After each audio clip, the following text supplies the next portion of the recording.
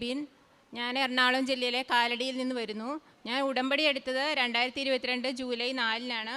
ഉടമ്പടി എടുക്കാനുണ്ടായ കാരണം എന്ന് വെച്ചിട്ടുണ്ടെങ്കിൽ എൻ്റെ ബ്രദറിൻ്റെ ഒരു കല്യാണക്കാരിയായിരുന്നു. അവന് 31 വയസ്സായിരുന്നു. നമ്മൾ കല്യാണക്കാര്യം പറയുമ്പോഴെല്ലാം നമ്മളോട് ചാടിക്കടിക്കും. കൂട്ടുകാരുടെ എല്ലാം കല്യാണം കഴിഞ്ഞു. അപ്പോൾ ഞങ്ങൾക്ക് ഭയങ്കര വിഷമമായി.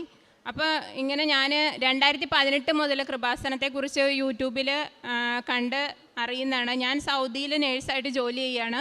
2018 മുതൽ ഞാൻ പ്രത്യക്ഷീകരണ പ്രാർത്ഥന ഉടമ്പടി എടുക്കാതെ തന്നെ എല്ലാ ദിവസവും ചൊല്ലിക്കൊണ്ടിരിക്കും. സമയം കിട്ടുമ്പോഴൊക്കെ പ്രത്യക്ഷീകരണ പ്രാർത്ഥനയും വിശ്വാസ പ്രമാണവും ചൊല്ലിക്കൊണ്ടിരിക്കുന്ന ആളാണ്. അങ്ങനെ ഇങ്ങനെ ഒരു പ്രശ്നം വന്നപ്പോൾ ഞാൻ ഉടമ്പടി എടുക്കാമെന്ന് തീരുമാനിച്ച് 2022 ജൂലൈ 4-ന് ഇവിടെ വന്ന് ഉടമ്പടി എടുക്കുകയാണ്.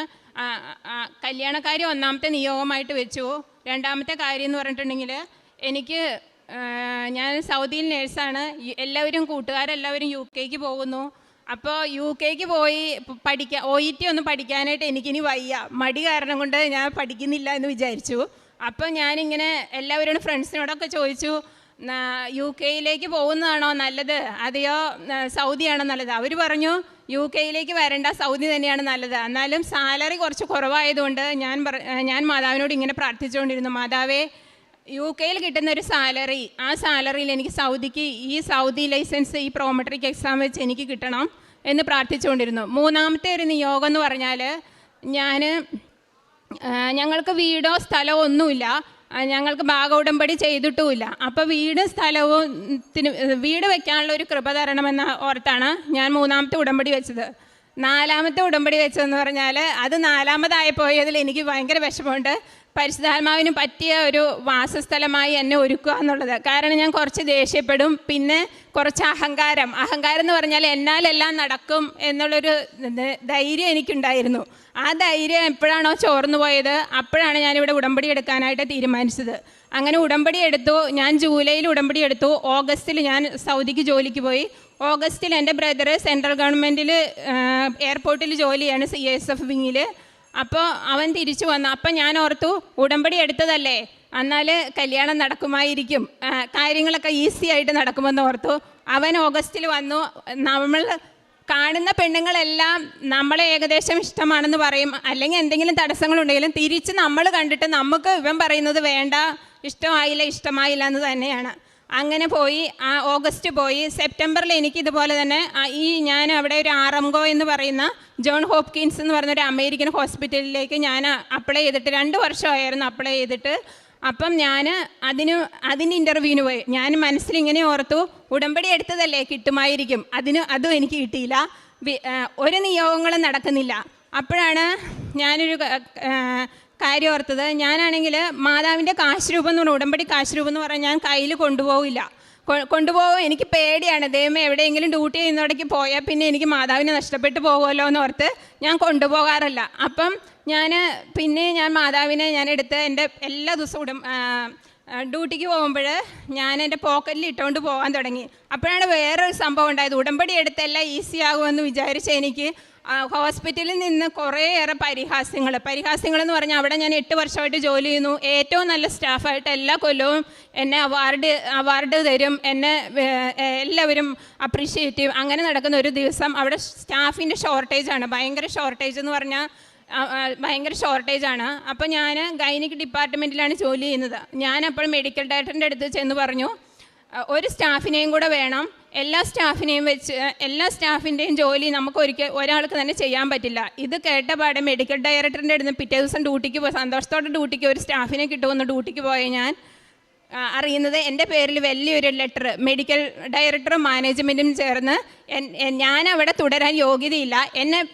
ഞാൻ നല്ലൊരു പ്രതീക്ഷിച്ച ആൾക്ക് എന്നെ പ്രൊമോഷൻ, എന്നെ ഡെൻ്റൽ ഡിപ്പാർട്ട്മെൻറ്റിൽ അസിസ്റ്റൻ്റായിട്ട് ഡ്യൂട്ടിക്ക് ഇടുകയാണ്, നീ ഇനി ഇവിടെ വേണ്ട എന്ന് പറഞ്ഞുകൊണ്ട്. അപ്പോഴാണ് ഞാൻ ബഹുമാനപ്പെട്ട ജോസഫ് അച്ഛൻ്റെ കാര്യം ഓർത്തത്. നമ്മുടെയൊക്കെ ഒരു ഷിഫ്റ്റിംഗ് എന്ന് പറഞ്ഞാൽ ഒരു വിഷമകരമായ ഒരു ഷിഫ്റ്റിംഗ് ഉണ്ടാകുമ്പോൾ നിൻ്റെ ജീവിതത്തിൽ ദൈവം പ്രവർത്തിക്കുമെന്ന ഒരു കാര്യം എനിക്ക് അപ്പോഴാണ് ഓർമ്മ വന്നത്. ഞാൻ ഒന്നും കൂടി ഉടമ്പടി തീക്ഷ്ണമായിട്ട് ഒന്നും കൂടി ചെയ്യാൻ തുടങ്ങി. പ്രത്യക്ഷീകരണ പ്രാർത്ഥന എല്ലാ ദിവസവും ചൊല്ലും, ധ്യാനം കേൾക്കാൻ തുടങ്ങി, ബൈബിൾ കേൾക്കാൻ തുടങ്ങി, മാതാവിനെ കൂടെ എടുക്കാൻ തുടങ്ങി. സമയം കിട്ടുമ്പോഴൊക്കെ പ്രത്യക്ഷീകരണ പ്രാർത്ഥനയും വിശ്വാസ പ്രമാണവും ചൊല്ലാൻ തുടങ്ങി. അപ്പോൾ ഞാൻ ഇങ്ങനെ പ്രാർത്ഥിച്ചു, മാതാവ് എനിക്ക് ഒരു നിയോഗങ്ങളും നടന്നില്ലെങ്കിലും കുഴപ്പമില്ല, സ്വർഗത്തിൻ്റെ ആനുകൂല്യങ്ങളല്ല എനിക്ക് വലുത്, അമ്മയുടെ സാന്നിധ്യം തന്നെയാണ് വലുതെന്ന് പ്രാർത്ഥിച്ചുകൊണ്ടിരുന്നു. ഒരു ദിവസം ഞാൻ ഡ്യൂട്ടിക്കിടയ്ക്ക് ബ്രേക്കിന് ഞാൻ റൂമിൽ പോയപ്പോൾ ഉണ്ട് ഒരു എന്താണ് അതിനെ വിവരിക്കേണ്ടതെന്ന് എനിക്കറിയില്ല. 1000 സ്വർഗീയ പുഷ്പങ്ങൾ നിറഞ്ഞൊരു സുഗന്ധം എനിക്ക് അനുഭവപ്പെടുകയാണ്. റൂം തുറന്നത് ഞാൻ ഞെട്ടിപ്പോയി, ഇതെന്താണ് ഇങ്ങനെയെന്ന് അറിയില്ല. അപ്പോൾ തലേദിവസം എനിക്ക് നടുവേദനയായിട്ട് ഞാൻ യൂക്കാലി തൈലം ഉണ്ടായിരുന്നു, അതെടുത്ത് പുരട്ടിയായിരുന്നു. അപ്പോൾ ഞാൻ ഓർക്കുന്ന യൂക്കാലി തൈലമാണോ, തൈലം എടുത്തുകൊണ്ട് പുറത്തു കൊണ്ട് വെച്ചു. അതുപോലെ എല്ലാ സ്പ്രേയുടെ കുപ്പികളൊക്കെ തുറന്നു നോക്കി, ഒരു സ്പ്രേയുടെ കുപ്പിയല്ല, ഭയങ്കര അത് ഇന്ന് ഞാൻ ആ സുഗന്ധം എന്താണെന്ന് എനിക്ക് പറയാൻ പറ്റില്ല. അത്രയും സ്വർഗീയ പുഷ്പങ്ങൾ നിറഞ്ഞ സുഗന്ധത്തോടു കൂടി എല്ലാ ദിവസവും പച്ചത്തിരി കത്തിക്കുമ്പോൾ മാതാവിൻ്റെ സുഗന്ധം എനിക്ക് മാത്രമല്ല, ഞാൻ എല്ലാവരെയും വിളിച്ച് എൻ്റെ ഹോസ്റ്റലിലെ സ്റ്റാഫിനെയൊക്കെ വിളിച്ച് കാണിക്കും, അവർക്കൊക്കെ അനുഭവപ്പെടാൻ തുടങ്ങി. ഒരു സ്വർഗീയ സുഗന്ധത്തോടു കൂടി മാതാവ് എൻ്റെ അടുത്ത് വന്നു. അതിൽ പിന്നെ കാര്യങ്ങളൊക്കെ ഈസി ആയിരുന്നു, വല്ലാത്തൊരു ധൈര്യം തന്നു. അങ്ങനെ ഇതൊരു ജനുവരിയിലാണ് ഈ കാര്യം നടക്കുന്നത്. ജനുവരി, ഫെബ്രുവരി, മാർച്ച് വരെ ഈ സുഗന്ധം എന്നോടൊപ്പം തന്നെ ഉണ്ടായിരുന്നു. എൻ്റെ റൂമിലും ഫുള്ള് ഈ സുഗന്ധമായിരുന്നു.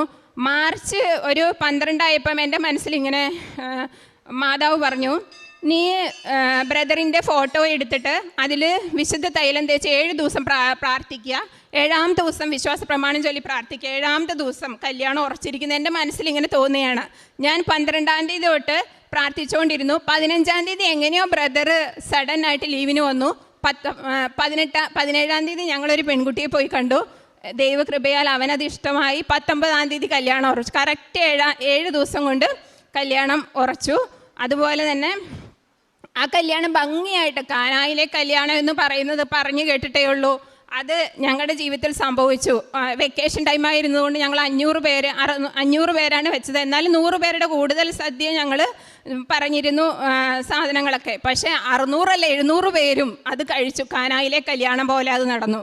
അപ്പം ഞാൻ മാതാവിനോട് പിന്നെ മാതാവേ, ജോലിയുടെ കാര്യം ശരിയായില്ലല്ലോ. കറക്റ്റ് മാർച്ച് 25-ന് എനിക്ക് ഓഫർ ലെറ്റർ വന്നു. അതിൻ്റെ വിസ പ്രോസസ്സിങ് അമേരിക്കൻ ഹോസ്പിറ്റലിലേക്ക് എനിക്ക് ആദ്യം കിട്ടിയിരുന്നതിനെക്കാട്ടിലും UK കിട്ടുന്നതിനെക്കാട്ടിലും കൂടുതൽ സാലറി. എനിക്ക് ഒരിക്കലും അതിനുള്ള യോഗ്യതയില്ല. മാതാവിൻ്റെ ഈശോയുടെ ഒരു വലിയ കൃപ കൊണ്ട് നാളെ കഴിഞ്ഞ് ഞാൻ അമേരിക്കൻ ഹോസ്പിറ്റലിൽ ആറംഗോ ജോൺ ഹോപ്കിൻസ് എന്ന ഹോസ്പിറ്റലിലേക്ക് ഞാൻ ജോലിക്ക് പോവുകയാണ്. അതേപോലെ വീടും സ്ഥലത്തിൻ്റെ കാര്യം, ഞങ്ങൾക്ക് വീടും സ്ഥലവും ഒന്നും ഉണ്ടായിരുന്നില്ല, ഭാഗ ഉടമ്പടി ചെയ്തിട്ടുണ്ടായിരുന്നില്ല. എങ്ങനെയാണെന്നറിയത്തില്ല.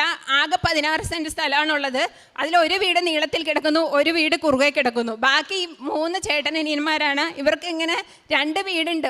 ഈ 3 പേർക്ക് എങ്ങനെ ഭാഗം ചെയ്യുന്നു അറിയില്ല. മാതാവ് തന്നെ പഴയൊരു വീട് പൊളിച്ച് ഇപ്പം 3 വീടും ഇങ്ങനെ നേരെ ഭാഗം ചെയ്ത് ഞങ്ങൾ ഇപ്പോൾ തറ കെട്ടുമ്പോൾ ഞാൻ എൻ്റെ ഹസ്ബൻഡിനോട് പറഞ്ഞു, എന്തായാലും വീട് പണിയല്ലേ, 2000 സ്ക്വയർ ഫീറ്റിലേക്കുള്ളൊരു മുകളിലുള്ളൊരു വീട് നമുക്ക് പണിയണമെന്ന് പറഞ്ഞു. ഹസ്ബൻഡ് പറഞ്ഞു, അതെങ്ങനെ നടക്കാനോ, എന്തോരം പൈസയാകുമെന്ന്. പക്ഷെ 100 പ്രാവശ്യം കൊണ്ടുപോയി അതിൻ്റെ പ്ലാൻ വെട്ടിത്തിരുത്തി, എപ്പോഴും പ്ലാൻ വെട്ടിത്തിരുത്തും, കൂടുതലല്ലാതെ കുറവ് ഇതുവരെ വന്നിട്ടില്ല. അവസാനം പ്ലാൻ എടുത്തു 2100, അത് കഴിഞ്ഞ് പിന്നെയും വെട്ടിത്തിരുത്തി 2040. അങ്ങനെ തറകെട്ട് നടന്നിരിക്കുന്നു. ബാക്കിയെല്ലാം ദൈവത്തിൻ്റെ കൃപയാൽ നടക്കുമെന്ന് വിശ്വസിക്കുന്നു. പക്ഷേ ഇതിലെ ഏറ്റവും വലിയ കാര്യം എന്ന് പറഞ്ഞാൽ, ഞാൻ 4ാമതാണ് പരിശുദ്ധാത്മാവിന് പറ്റിയ ഒരു വാസസ്ഥലമായി എന്നെ ഒരുക്കണമെന്ന് വെച്ചത്. അതായിരുന്നു ദൈവം ഏറ്റവും ആദ്യം എൻ്റെ ജീവിതത്തിൽ പരിശുദ്ധമ്മ ഈശോയും ചെയ്ത വലിയൊരു അനുഗ്രഹമായിട്ട് എനിക്ക് അതാണ് ആദ്യം സാധിച്ചു തന്നത്. ബാക്കിയെല്ലാം പുറകെ നടന്ന കാര്യങ്ങളാണ്. ഇപ്പം നാളെ കഴിഞ്ഞ് ഞാൻ പോകുന്നു. അതുപോലെ എന്ത് കാര്യം ഉണ്ടായാലും പ്രത്യക്ഷീകരണ പ്രാർത്ഥന ഞാൻ രാവിലെ മുതൽ വൈകുന്നേരം വരെ ഓരോ മണിക്കൂറിൽ പ്രത്യക്ഷീകരണ പ്രാർത്ഥനയും വിശ്വാസ പ്രമാണവും മാറി ചൊല്ലിക്കൊണ്ടിരിക്കും. ജീവിക്കുന്ന ഒരു ദൈവം കൂടെ ഉണ്ടെന്ന് ഞാൻ അറിഞ്ഞത് കൃപാസനം അറിഞ്ഞ പിന്നെയാണ്. ഞാൻ എപ്പോഴും വിചാരിക്കും, കൃപാസനം ഇല്ലെങ്കിൽ ഞാൻ എൻ്റെ കുടുംബമോ ഇന്ന് എങ്ങനെയാവുമോ എന്ന് എനിക്കറിയില്ലെന്ന് ഞാൻ എപ്പോഴും ഓർക്കാറുണ്ട്. ഇത്രയും വലിയ അനുഗ്രഹങ്ങൾ തന്ന ഈശോയ്ക്കും മാതാവിനും 1000 നന്ദി. ഇനിയും ജീവിതകാലം മൊത്തം മാതാവിൻ്റെ അടുത്ത് വരും എന്ന് ഞാനിവിടെ അമ്മയുടെ മുമ്പിൽ ഞാൻ പറയുകയാണ്. എല്ലാത്തിനും മാതാവിനും ഈശോയ്ക്കും 1000 നന്ദി.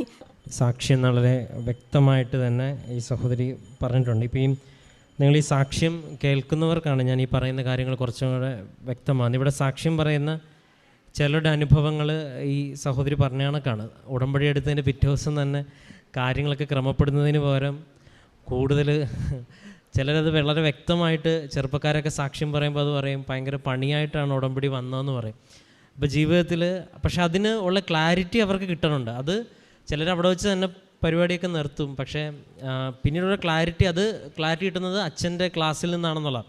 അപ്പോൾ ഇത് നിങ്ങൾ കണക്ട് ചെയ്ത് വേണം വായിക്കാനായിട്ട്. ഈ പല ക്ലാരിറ്റി നമുക്ക് കിട്ടുന്നത് ഇവിടെ ഈ സാക്ഷ്യം കേൾക്കുന്നവർക്ക് അറിയാം. ഈ അച്ഛൻ പറഞ്ഞു എന്നൊക്കെ പറയുന്ന പല കാര്യങ്ങളും നമ്മൾ ഈ ആഴ്ചയിൽ നടക്കുന്ന ഉടമ്പടി ആരാധനയുടെ സമയത്താണ്. അതിലാണ് അച്ഛൻ പല കാര്യങ്ങളും പ്രാർത്ഥിച്ച് പറയുന്നത്. ഉടമ്പടി എടുത്തവരോടാണ് അച്ഛൻ സംസാരിക്കുന്നത്, പല സൗഖ്യങ്ങളുടെ കാര്യവും പലരുടെ. അപ്പോൾ അതിൽ അച്ഛൻ എപ്പോഴും ഓർമ്മപ്പെടുത്താനുള്ള കാര്യം, ദൈവത്തിന് നമ്മുടെ ജീവിതത്തിൽ ഇടപെടണമെങ്കിൽ ആദ്യം നമ്മൾ മാറ്റേണ്ടത് നമ്മളെ ഞാനെന്ന ഭാവവും അഹങ്കാരവുമാണ്. നമ്മൾ ലൂക്കയുടെ സുവിശേഷത്തിൽ അവിടുന്ന് തൻ്റെ താഴ്മയെ തൃക്കൺ പാർത്തു എന്നുള്ളതാണ്. അമ്മയോടടുക്കുമ്പം ഈ മകൾ വളരെ നല്ലതുപോലെ തന്നെ പറഞ്ഞിട്ടുണ്ട്. അതായത് പരിശുദ്ധാത്മാവിൻ്റെ വാസസ്ഥലമാകാൻ ഒരാൾ റെഡിയാവുന്നത് അവനിൽ ആദ്യം വരുന്നത് എളിമ എന്ന പുണ്യമാണ്. അത് എഴുതി കൊടുത്ത നിയോഗം കറക്റ്റായിട്ട് അമ്മ ഏറ്റെടുത്തു എന്ന് വേണം മനസ്സിലാക്കാം. പിറ്റേ ദിവസം തന്നെ ഏറ്റവും ബെസ്റ്റായിട്ടിരുന്ന ഒരു സാഹചര്യത്തിൽ നിന്ന് പെട്ടെന്ന് തട്ടി വേറൊരു സ്ഥലത്തേക്ക് താഴത്തേക്ക് മാറി. അവിടെയും സാഹചര്യത്തിലൊക്കെ അപ്പം ജീവിതത്തിൽ നമ്മൾക്കുണ്ടാകുന്ന ബുദ്ധിമുട്ടുകളെ വലിയൊരു അനുഗ്രഹം എന്ന് പറയുന്നത് അതൊക്കെ ദൈവത്തിൻ്റെ ഒരു ഇടപെടലാണെന്ന് വായിച്ചെടുക്കാനായിട്ട് സാധിക്കുന്നുണ്ട്. അതിന് ഇവിടെയുള്ള ആരാധന സഹായിച്ചു എന്ന് വ്യക്തമാണ്. അല്ലെങ്കിൽ ആ ക്ലാസ്സിൽ കേട്ട കാര്യങ്ങളെല്ലാം കർത്താവ് ആ സമയത്ത് മനസ്സിലേക്ക് കൊണ്ടിട്ട് കൊടുക്കുന്നുണ്ട്. അത് വലിയൊരു കൃപയാണ്. അതിനുശേഷം പറയുന്നുണ്ട് വ്യക്തമായിട്ട് ഇതൊക്കെ ഞാൻ ക്രമപ്പെടുത്തി വന്നപ്പോഴേക്കും വെച്ച നിയോഗങ്ങൾ ഓരോന്ന് വളരെ എളുപ്പത്തിൽ നടക്കുന്നു എന്നാണ് സാക്ഷ്യം വ്യക്തമാക്കുന്നത്. അതിൽ ഏറെ പ്രത്യേകിച്ച് ഒരു അമ്മയുടെ സാന്നിധ്യവും അനുഭവിക്കാൻ സാധിച്ചുവെന്ന്. അതിപ്പോൾ ഒരാളല്ല ഇവിടെ സാക്ഷ്യം പറയുന്നത്, എത്രയോ പേരാണ്. നിങ്ങൾ യൂട്യൂബിൽ സെർച്ച് ചെയ്യുമ്പോൾ കാണാം, എത്രയോ പേര് ഈ സുഗന്ധത്തിൻ്റെ കാര്യം പറയാറുണ്ട്. അവരെല്ലാവരും ആദ്യത്തെ സംശയം ഈ മണം എവിടെ നിന്നാണെന്നുള്ളതാണ്. അവർ പലരും റൂം ഫ്രഷ്നറാണോ എന്നൊക്കെ പറഞ്ഞ് പലരും അങ്ങനെ നോക്കി നടന്നതും അവസാനം അതല്ലെന്ന് വ്യക്തമാക്കുന്നതും ഒക്കെ. അപ്പോൾ അമ്മ കൂടെ ഉണ്ടെന്നുള്ള വലിയൊരു അനുഭവം ജീവിതത്തിൽ ലഭിക്കുന്നുണ്ട് പലർക്കും. അതുകൊണ്ട് തന്നെയാണ് ഇവിടുത്തെ സാക്ഷ്യങ്ങൾക്ക് ഈ ചിലർ ഈ കോയിൻസിഡൻസ് തിയറി ഉണ്ടല്ലോ, അതായത് ഇവിടെ വന്നത് ഒരു വന്നു പിറ്റേ ദിവസം എല്ലാം റെഡിയായി എന്നുള്ളതല്ല.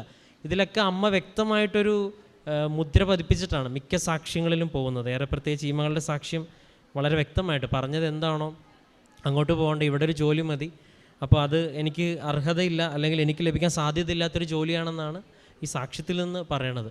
അപ്പോൾ അമ്മ സാധ്യതകൾ നോക്കിയല്ല, ദൈവത്തിൽ ആശ്രയിച്ചപ്പോൾ നിൻ്റെ സാധ്യതകൾക്ക് അപ്പുറം കൃപയിൽ ആശ്രയിച്ച് തുടങ്ങിയപ്പം അമ്മ വലിയ അനുഭവങ്ങൾ നൽകിയെന്ന് വേണം മനസ്സിലാക്കാൻ. ഏറെ പ്രത്യേകിച്ച് പിന്നെയും പറയുന്നുണ്ട് വ്യക്തിപരമായിട്ടും ഒരുപാട് സഹായിച്ചു എന്നും പറയുന്നു. അപ്പോൾ ഇനിയും മുൻപോട്ടുള്ള യാത്രയിൽ ദൈവം ജീവിക്കുന്ന ദൈവം എന്നാണ് പറഞ്ഞത്. അപ്പോൾ അങ്ങനെ ഒരു സാന്നിധ്യം ഇനിയും ശക്തമായിട്ട് അനുഭവിക്കാനായിട്ട് അനുഭവങ്ങൾ കൊണ്ടും സാധിക്കട്ടെ എന്ന് പ്രാർത്ഥിക്കുന്നു. അപ്പോൾ ഈ മകളുടെ ജീവിതത്തിൽ ദൈവം നൽകിയ എല്ലാ അനുഗ്രഹങ്ങൾക്കും നമുക്ക് നിറഞ്ഞ കരങ്ങളടിച്ച് ദൈവത്തിൻ്റെ നാമം മഹത്വപ്പെടുത്താം. അത്യപൂർവ ദൈവാനുഭവങ്ങൾ